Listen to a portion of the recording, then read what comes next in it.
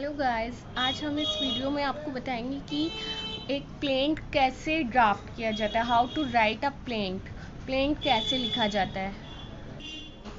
कोई भी प्लेंट जब कोर्ट में प्रेजेंट किया जाता है, वो कोई एक एप्लीकेशन होती है जो कि प्लेंटिफ के थ्रू कोर्ट में प्रेजेंट की जाती है। उसको हम प्लेंट कहते हैं। और उसको कैसे ड्राफ्ट करना है, कैसे लिखना है, उसमें क्या क्या क्या लिखना होता है, वो सब हम आज इस वीडियो में आपको बताएंगे। उसके लिए हम एक क्वेश्चन ले लेते हैं। जैसे कि ये क्वेश्चन है हमारा, A is the registered partnership firm and B is the seller of water manufacturing machinery. Both party contracted by B to sell water manufacturing machine to A which B violated and causes damages to A. Write a plaint for compensation for A. इस type से आपके exam में आएगा ये। तो इसकी drafting मैं आज आपको बताऊंगी। इस क्वेश्चन को पढ़ के I came to understand that there are two parties they contracted in which B decided to sell a machine, that is water manufacturing machine, to A, but it violate the contract and causes damages to A. मतलब कि यहाँ पे दो parties हैं, A और B, जिनके बीच में contract होता है और B उस कॉन्ट्रैक्ट को ब्रीच कर देता है, ब्रीच ऑफ कॉन्ट्रैक्ट। तो A को जो डैमेजेस क्लेम करता है, A डैमेजेस क्लेम करता है, A को डैमेजेस चाहिए होते हैं B से। तो इसके ऊपर हम ये बनाएंगे प्लेंट, जिसमें कि A प्लेंटिफ होगा और B डिफेंडेंट होगा। So here I am going to write a plaint. ये मैं आज आपको सिंपल प्लेन पेज पर बता रही हूँ, बाकी आप अपना प्रैक्टिस के लिए लीगल साइज पेपर ले लें, वो ज़्यादा बेटर होगा। लीगल साइज पेपर कुछ इस टाइप का होता है। अभी मैं आपको रफली सिर्फ एक प्लेन ड्राफ्ट करके बता रही हूँ कि ये कैसे लिखा जाता है। पहले हम क्या करेंगे कि कोर्ट का नाम मेंशन करेंगे, प्लेस मेंशन करेंगे। तो फर्स्ट लाइन हम लिखेंगे in the court of, court का नाम, एट विच प्लेस, मतलब ये जो कि किस प्लेस पर वो सिचुएटेड है कोर्ट। नेक्स्ट हम लिखेंगे सूट नंबर, जो कि हमें ब्लैंक छोड़ देना है। ये कोर्ट खुद ही भर देगी जो भी आपका सूट नंबर होगा। फिर हमें ईयर मेंशन करना है और ये हम लिखेंगे पेपर के बिल्कुल मिडल में, इस टाइप से। इसके बाद हम पार्टीज का नेम मेंशन करेंगे पेपर के लेफ्ट साइड में।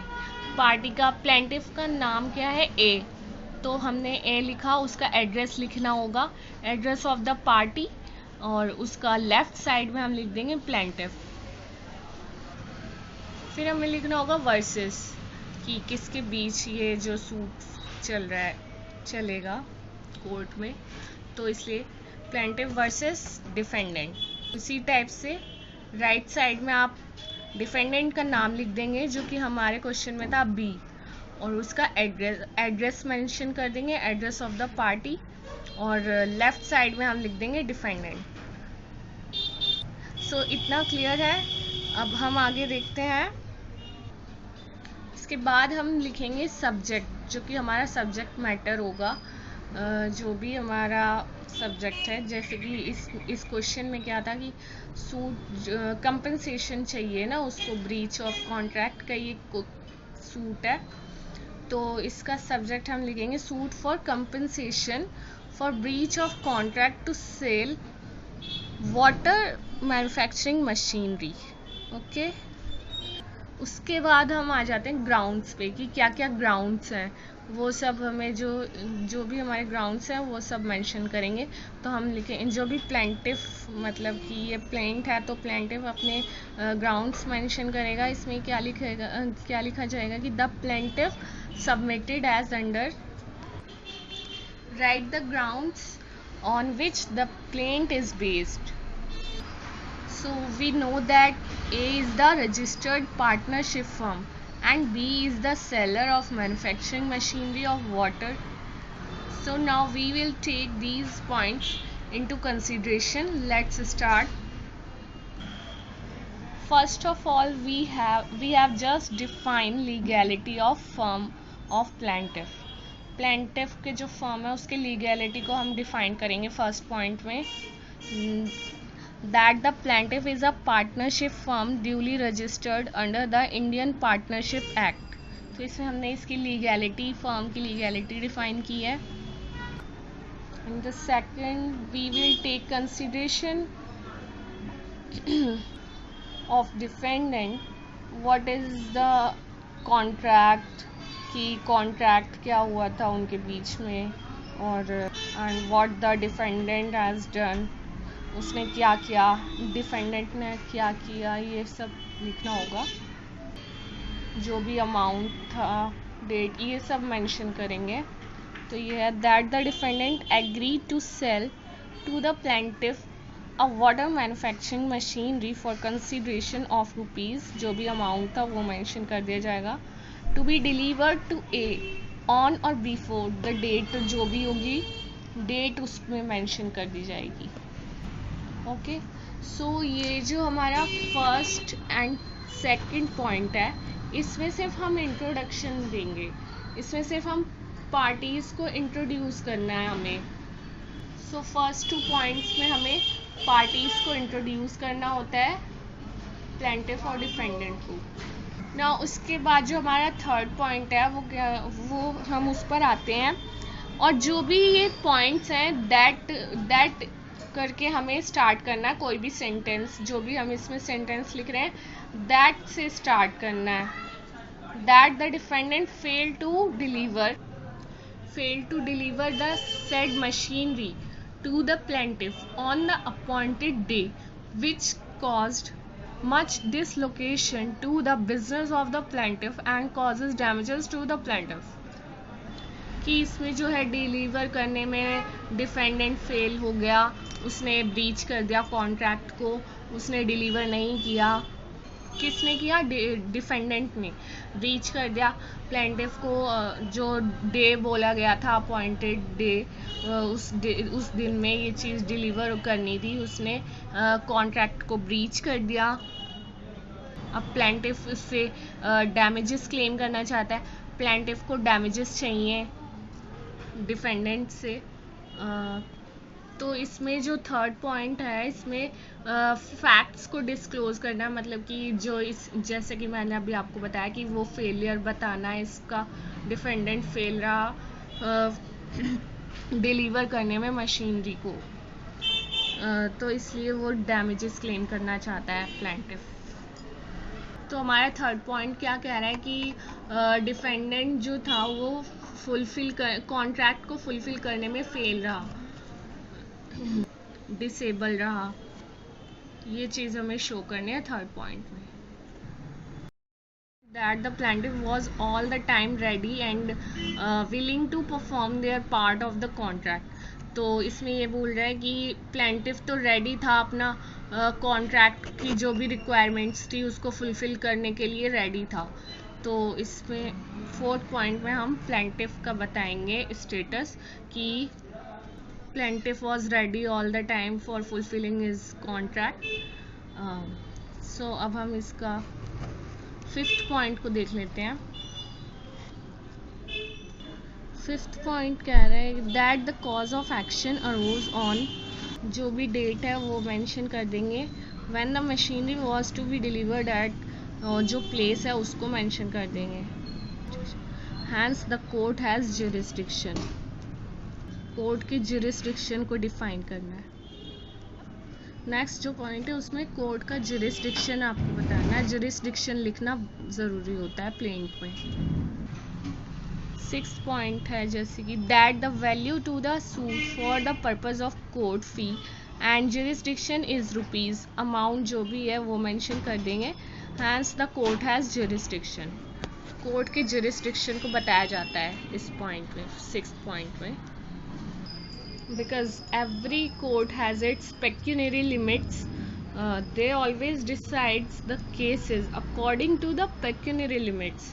उसके हर एक कोर्ट की जुरिस्डिक्शन होती है उसके मतलब एरिया के अकॉर्डिंग जो केसेस उसमें देखे जाते हैं, तो ये उसकी जुरिस्डिक्शन होती है.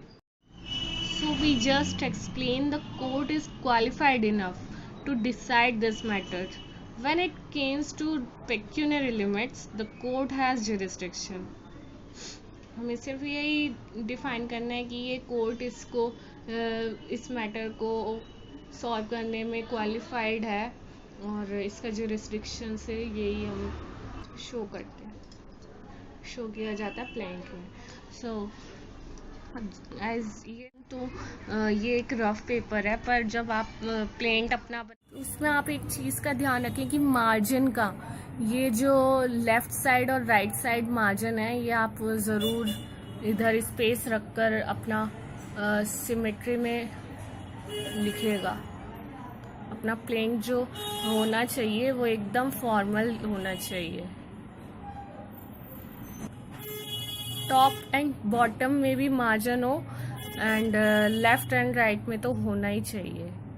राइट में थोड़ा ज़्यादा होना चाहिए, लेफ्ट से ज़्यादा राइट में मार्जिन होना चाहिए, पर होगा तो दोनों ही साइड मार्जिन तो दोनों साइड रखा जाएगा. तो आप अपना एकदम फॉर्मल वे में प्लेंट रेडी कीजिएगा. नेक्स्ट हम 7th पॉइंट में प्रेयर मेंशन कर देंगे. इसका हम हेडिंग डालेंगे प्रेयर और इसमें हम लिखेंगे it is prayed that a decree for payment of rupees amount mention कर देंगे with cost of the suit be passed in favor of the plaintiff against the defendant and also some other relief as court thinks fit. इसमें relief की बात की गई है कि plaintiff को जो भी रिलीफ प्रोवाइड किया जाएगा डिफेंडेंट के अगेंस्ट में, क्योंकि उसने ब्रीच ऑफ कॉन्ट्रैक्ट किया है तो उसको कंपनसेट किया जाएगा. जो ए पार्टी है प्लेंटिफ है तो बी उसको कंपनसेट करेगा, जो हमारा डिफेंडेंट है बी उसको कंपन. So here prayer deals with relief of the party. Okay, आपको समझ आ गया होगा आई होप. अब हम नेक्स्ट देखते हैं कि इधर हमें मेंशन करना हो प्लेस, जो भी प्लेस आप मेंशन कर देंगे. डेट में ये है कि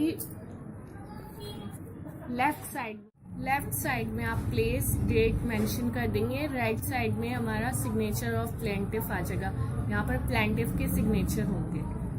उसके बाद आ जाएगा वेरिफिकेशन. नेक्स्ट जो हेडिंग हम डालेंगे वो होगा verification. In the above name plaintiff do here bye verify that the contents of the paras number 1 to 3, जितने भी हमारे प्लेंट में पैराज हैं पैराग्राफ्स हैं वो सब मेंशन कर देंगे कि total 1 to 3 are true to my knowledge, मेरी नॉलेज में वो सब ट्रू हैं. And the contents of the remaining paras are based on legal advice from my advocate which I believe to be true. इसके बाद हम प्लेस डेट राइट साइड पे left side पे मेंशन कर देंगे और signature of plaintiff right side में. तो इस स्टेप से हमारा प्लेंट कंप्लीट हो जाता है. चलिए एक नज़र हम इसको देख लेते हैं.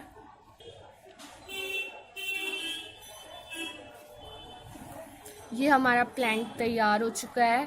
पहले कोर्ट का नाम लिखेंगे और पार्टीज़ का नाम एड्रेस लिखेंगे, फिर सब्जेक्ट लिखेंगे और फिर हम अपने ग्राउंड्स मेंशन कर देंगे इस टाइप से कि फर्स्ट 2 जो पॉइंट्स हैं उसमें सिर्फ हम इंट्रोड्यूस करेंगे पार्टीज़ को. सेकंड फैक्ट्स हैं वो लिखेंगे. 5th 6th में जुरिस्डिक्शन लिख देंगे. 7th उसके बाद हम प्लेस डेट सिग्नेचर ऑफ. उसके बाद हमारा वेरिफिकेशन आ जाएगा, उसमें हम ये सब मेंशन इस टाइप से लिखेंगे प्लेस डेट और फिर सिग्नेचर. इस टाइप से हमारा प्लेंट कंप्लीट हो जाता है. So guys, thanks for watching my video and enjoy the videos and please subscribe करना ना भूलें और like and share भी ज़रूर करें.